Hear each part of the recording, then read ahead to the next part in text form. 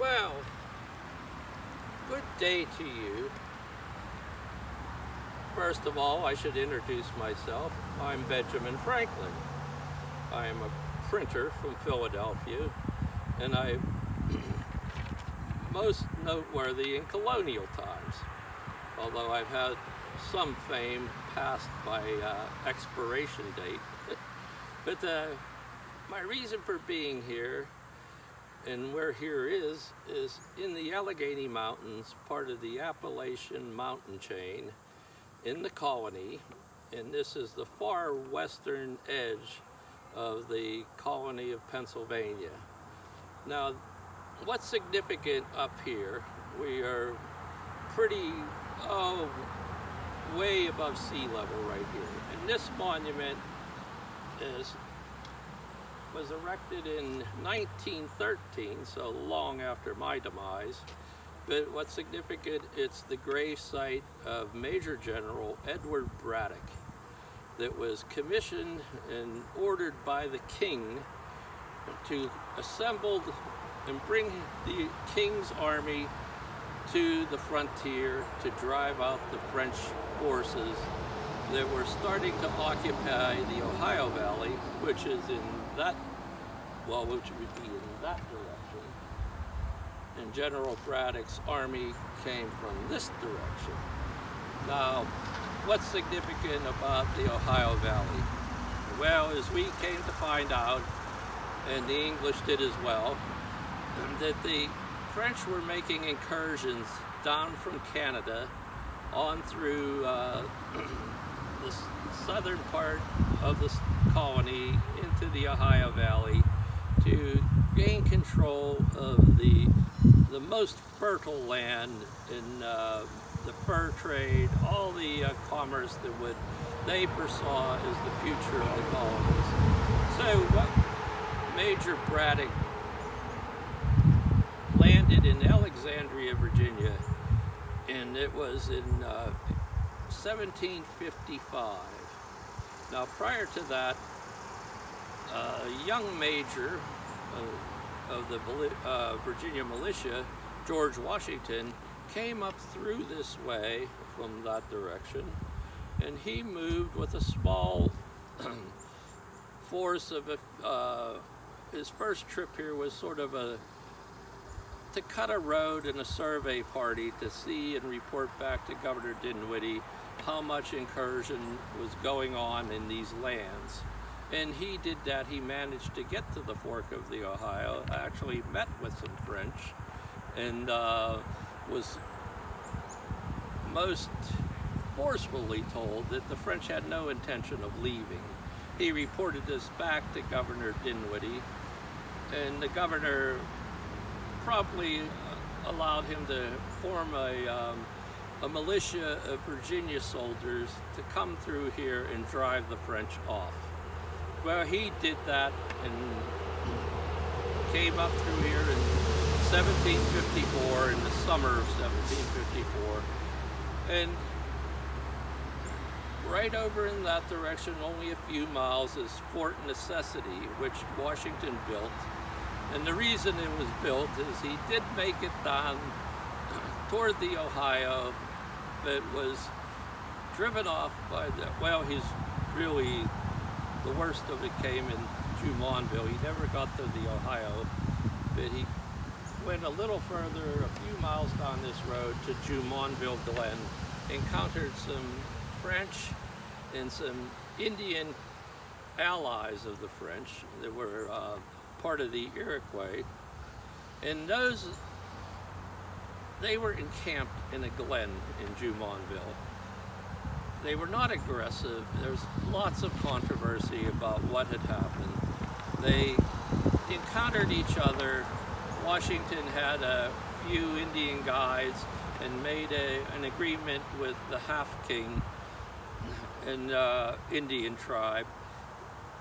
And the Half-King took him to the glen. They watched this encounter with the French, and who laid fire first with their weapons is somewhat disputable.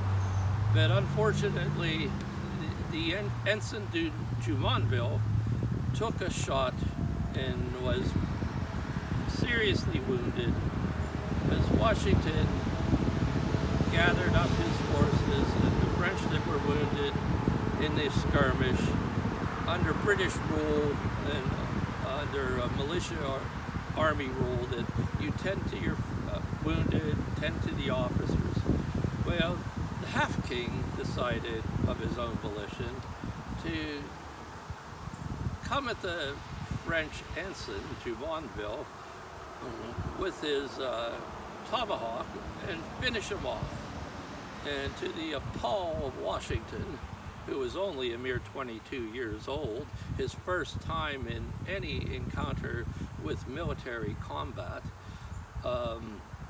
was shocked at what had occurred.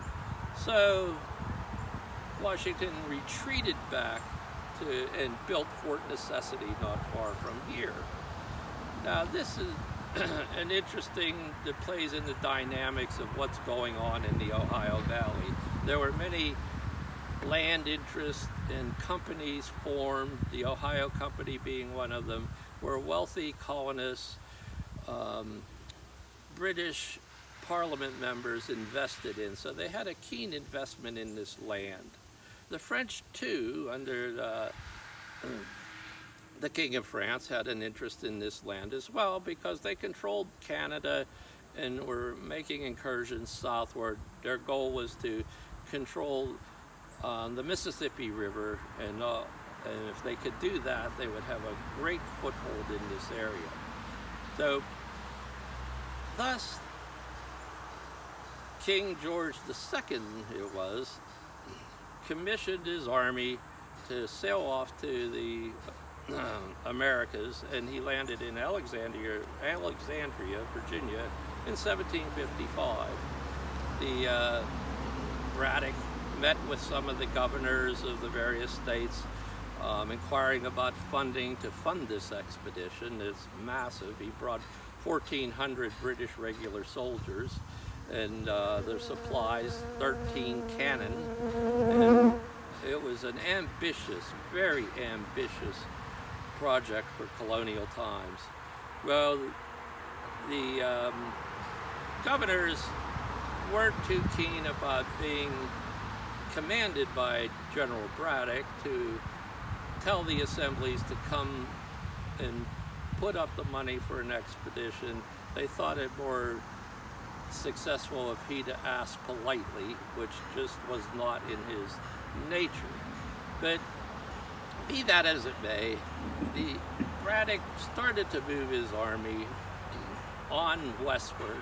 He moved up with fairly decent success up towards Frederick, Maryland.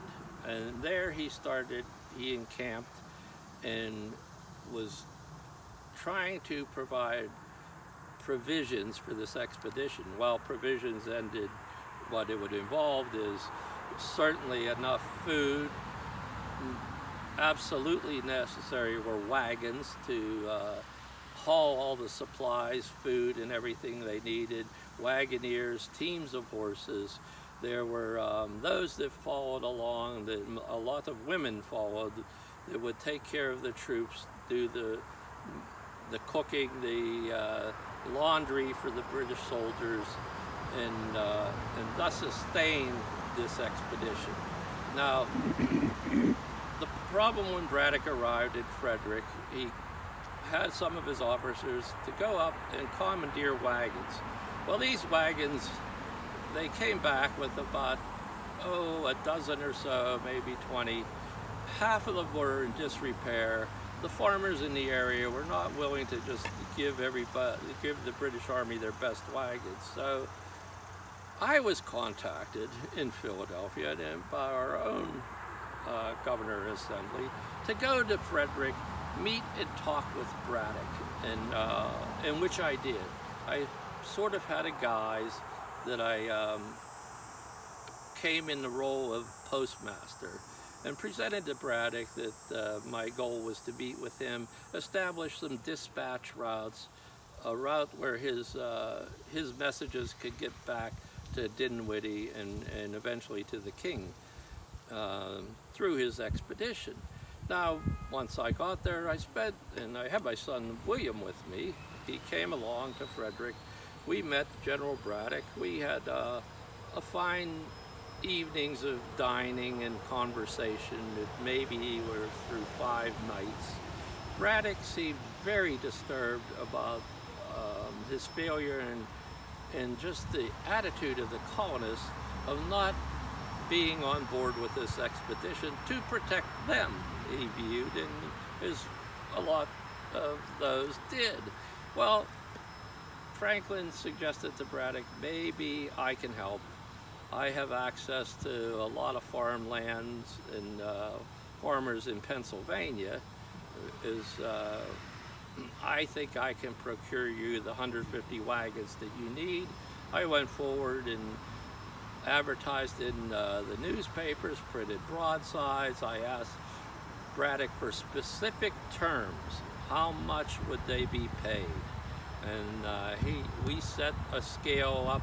It was about 15 shillings per wagon and drivers, and there were various prices quoted for single horses, single riders, all those that would be needed to make the expedition successful. Well, I was able to do that. It was a little bit shaky in that the farmers weren't willing exactly to do this. How could they trust that they would be paid?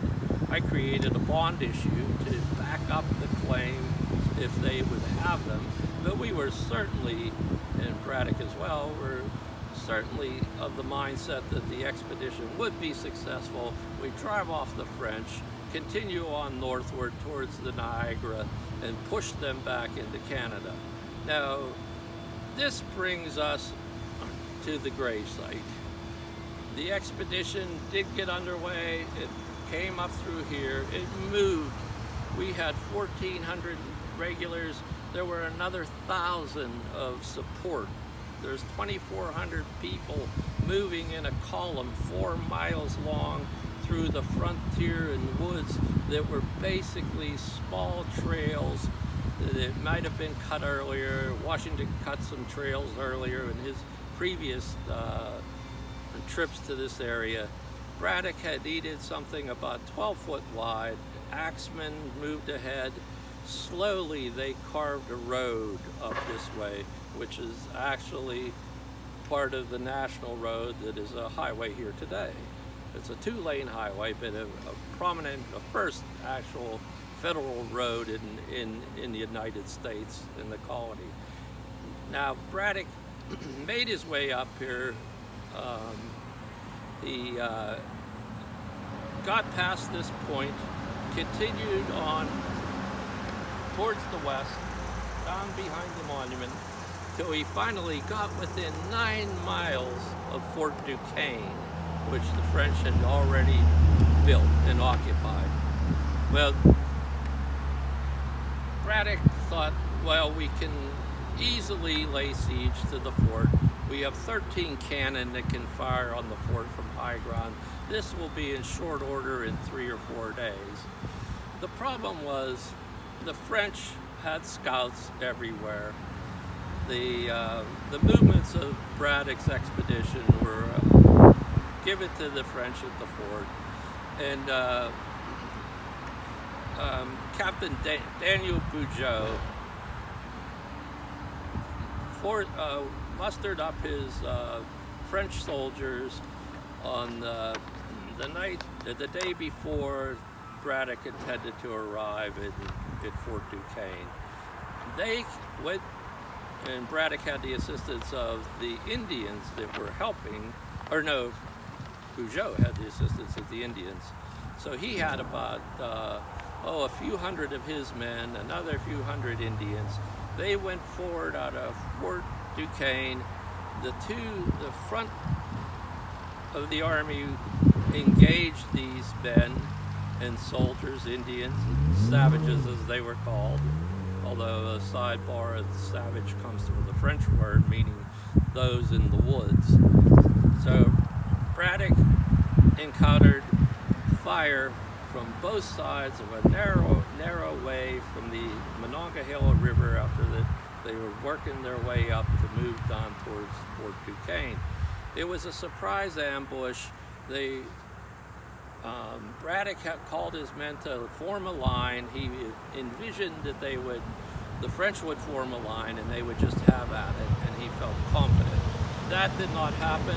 As a matter of fact, Boujou, Captain Boujou of the French, he actually left the fort without his uniform. He painted himself as an Indian so that he could get the Indians to come along and be confident that they are working together to defeat this British incursion into what they viewed as their land. And as we found out, the Battle of the Monongahela was one of the most significant defeats in the British Army's history. Major Braddock was wounded, eventually mortally wounded, 9 miles in Braddock, Pennsylvania. His troops went into retreat. They lost, of the 1,400, 900 were killed, slaughtered. And Braddock being wounded, Washington formed a retreat to gather what troops were left. All the people, the women, many of the women were taken by the Indians. If they were not killed, the people that couldn't escape, that were supporting the Braddock's army, were either slaughtered or taken prisoner. The Indians, and to the luck of Washington, the retreat was able to move back. And normally you would think at that point you would just go after what's left of the army and finish them off. But the Indians were so, by their own customs, taking everything they could loot from the expedition. So there was never a party of them or French to follow Washington. Washington didn't know this. He moved with as quickly as he could into retreat back up into these mountains. They got to just a little valley right here as a trace of the road that Braddock cut. Right down here, there's a grave site. That was the original site where General Braddock was buried. Washington, this was July 13th, and it was 1755, the night of July 13th. Now the battle was on July 9th. It took them 4 days to get back up here. And July 13th, Braddock died. Washington had a grave dug. He presided over the ceremony to inter Braddock with the best respect he could. He ordered his grave to be dug right in the middle of the road. And that's where he was interred.